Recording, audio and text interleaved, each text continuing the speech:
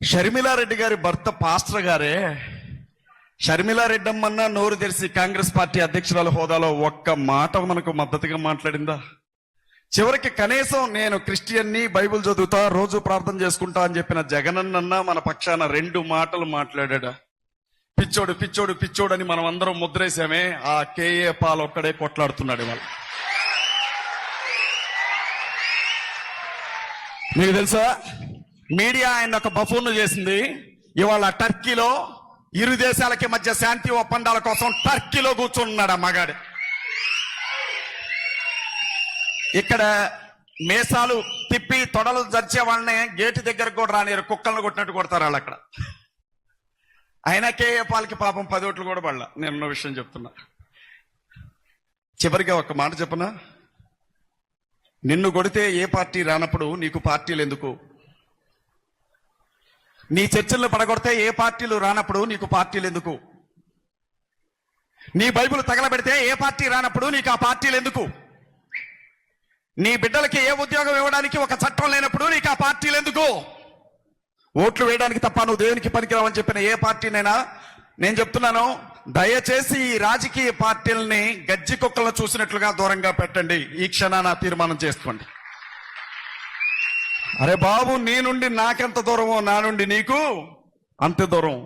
కదలబడుతున్నారా? భారతదేశంలో క్రైస్తవులు, ముస్లింలు, దళితులు కలిపితే 100లో 50% మంది ఉన్నామే. మా ఓట్లు అవసరం లేకుండానే గెలవండి చూస్తాం. మా మద్దతు లేకుండానే గెలవండి చూస్తాం. సింపుల్ తెలుసా, పెద్ద పెద్ద పాస్టర్స్ అందరినీ సైడ్కి తప్పిస్తే మిగిలిన పాస్టర్లు భయపడతారన్న కుట్ర నడుస్తోంది భారతదేశంలో. పాస్టర్స్ని కాపాడుకోవాలి. ఈ మాట చెప్పి నేను ముగిస్తాను. నిన్న ప్రవీణ్ అన్న, మొన్న ప్రవీణ్ అన్న, నిన్న అజయ్, ఈరోజు స్టీవెన్ అన్న కావచ్చు, అభినయ్ కావచ్చు, రేపు ఇంకొకరు కావచ్చు. ఇదే ప్లేస్లో కానీ వాళ్ళ మత పెద్దలుండుంటే ఎలా ఉండేదో ఒక్కసారి ఆలోచించండి.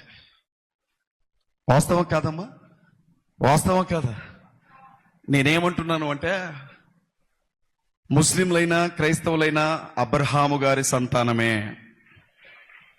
ఒకరు హాగరు బిడ్డలైతే మరొకరు శారమ్మ బిడ్డలో. దళితులు ఈ 2 వర్గాల్లో ఉన్నారో ముగ్గురం రక్త సంబంధికులమే అన్న విషయాన్ని మనం మర్చిపోవద్దు. మనకు వేరే ఆప్షన్ లేదు. నేను చెప్తున్నాను, అన్న మాట్లాడుకుంటున్నాడు, చచ్చిపోయిన తర్వాత శాంతి ర్యాలీలు చేస్తారా? నేను బాగుండేది తెలుసా.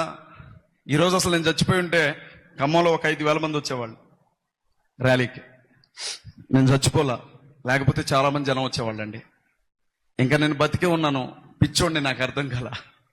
ఈసారి చచ్చిపోయారు అని తెలిసినప్పుడు వాళ్ళకి చెప్పండి, రోడ్డు ఎక్కుతారు. మంచిగా కోడి మాంసం కూరేసుకుని తిని, కడుపు నిండా ఏట మాంసం వేసుకుని తిని, చేతిలో ఫ్లెక్సీ పట్టుకుని, ప్లకార్డు పట్టుకుని రోడ్డు మీదకి వస్తారు. అజయ్ బాబు చచ్చిపోవాలి అని చెప్పి ప్రార్థన చేయండి, అప్పుడన్నా యూనిటీ వస్తుందేమో.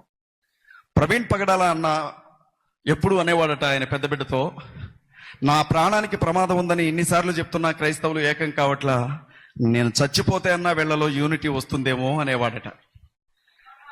భూమి మీద బ్రతుకున్నంత కాలం ప్రవీణ్ పగడాల చేయలేని పని ఆయన మరణం తర్వాత జరిగింది.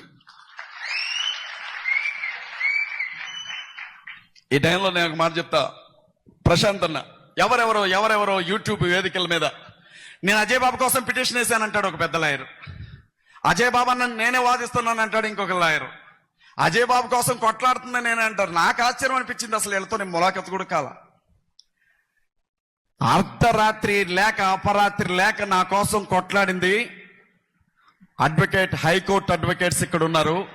ప్రశాంత్ గారు, కిరణ్ గారు, ప్రశాంత్ అక్క, జ్యోతక్క, ఆ 4 మాత్రమే నా కోసం కొట్లాడినారు. మీకు తెలుసా, రే మీ వాడు బలిసి కొట్టుకుంటున్నాడు రా, మా దేవీ దేవతల గురించి మాట్లాడుతున్నాడు అని చెప్పినటువంటి సిఐ తెల్లారు నన్ను ఏమన్నాడో తెలుసా? నా చేతులు పట్టుకొని మీ లాయర్ గారిని దయచేసి కోర్టులో నా మీద కేసు వేద్దని చెప్పండి అని బతిరాడాడు. నన్ను చుక్కలు చూపించారు అక్కడ. పట్టపగల మీటింగ్ అంటే మీరు 1000 మంది రాలా?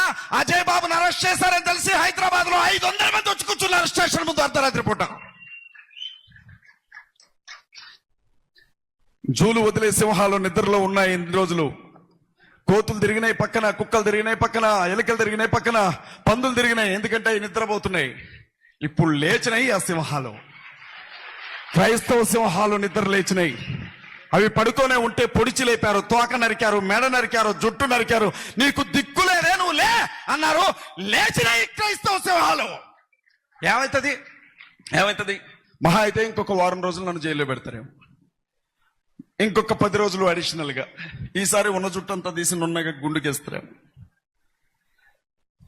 తప్పే ఉంది? యేసుక్రీస్తు ప్రభు కోసం పౌలు తలనీలాలు ఇచ్చాడు. నేను కూడా గుండు కొట్టించుకోవడానికి ఈసారి అరగుండు కొట్టండి, అప్పుడు ఇంకా బాగుంటుంది. ఎట్లా తీయొద్దు, ఇట్లా తీస్తే బాగోదు. ఇలా కొంచెం అరగుండు ఇలా కొడితే అప్పుడు కానీ బాగుంటుంది. నాకు జరిగిన అవమానం కాదు ఇది, యావత్ క్రైస్తవ సమాజానికి జరిగిన అవమానం ఇది.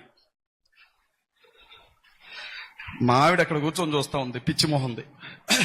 ఎప్పుడు నాతో అంటది, నీకెందుకయ్యా, నీకెందుకు చిన్నపిల్లలు అని. గుండె పగిలి చచ్చిపోద్దాం అనుకున్నా నేను. నన్ను అరెస్ట్ చేశారు. ఎలాగో తెలుసా, ఇంటి ముందు ఏదో దొంగల పడ్డట్లుగా ఉరికొచ్చారు. వాళ్ళు పోలీసులు అని నమ్మడానికి నాకే ఆధారం లేదు.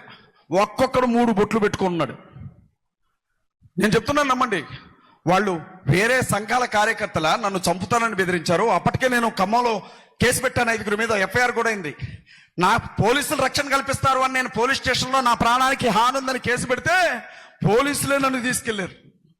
అనుకుంటున్నాను, జన్మంటూ ఒక తల్లి చెప్పిన మాట చెప్పి నేను ముగిస్తున్నాను. ఏంటో తెలుసా, నా బిడ్డని కష్టపడైనా పోలీస్ ఆఫీసర్ని చేయాలనుకున్నాను, కానీ అడుక్కొని తినమనైనా చెబుతారు, కానీ పోలీస్ జాబ్కు మాత్రం వెళ్ళొద్దని చెప్తాను అని చెప్పి ఒక పిల్ల నాకు స్టేట్మెంట్ పెట్టింది, ఒక తల్లి నాకు రాసి పెట్టింది. కష్టం వచ్చినా, బాధ వచ్చినా, ఇబ్బంది వచ్చినా, న్యాయం జరిగిద్దని మీ దగ్గరకు వచ్చే మా మీద మీరు ప్రతాపం చూపెడితే మేము ఎక్కడికి వెళ్ళాలా? మాకు సాయం చేసేది ఎవరు? పోలీసుల విషయం గురించి ఆలోచించాలా? ఏది ఏమైనా హైదరాబాద్ నుంచి వచ్చిన వాళ్ళు ఒకసారి లేచి నిలబడండి దయచేసి. హైదరాబాద్ పట్టణం నుంచి వచ్చిన వాళ్ళు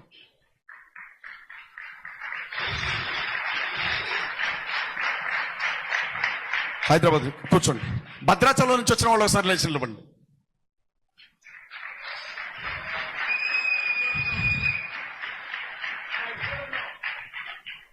ఇక్కడ కూడా ఉన్నారు, మీరు కూర్చోండి. ఇప్పుడు ఖమ్మం నుంచి వచ్చిన వాళ్ళు ఒకసారి లేచి నిలబడండి. ఓన్లీ ఖమ్మమేనయ్యా మాది.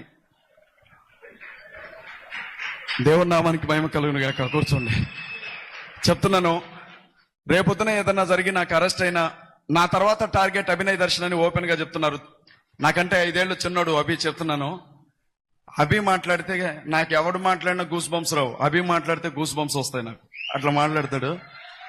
నా కోసం చాలా మంది నిలబడ్డారు, ఎంతో మంది నా కోసం నిలబడ్డారు. నిజంగా చెప్తున్నా, నా తల్లిదండ్రుల కంటే ఎక్కువగా నన్ను కౌగిలించుకొని ఏడ్చారు వచ్చి. నా ఇంట్లో పండగలాగే ఉంది, జనం వస్తూ ఉంటే పోతూ ఉంటే.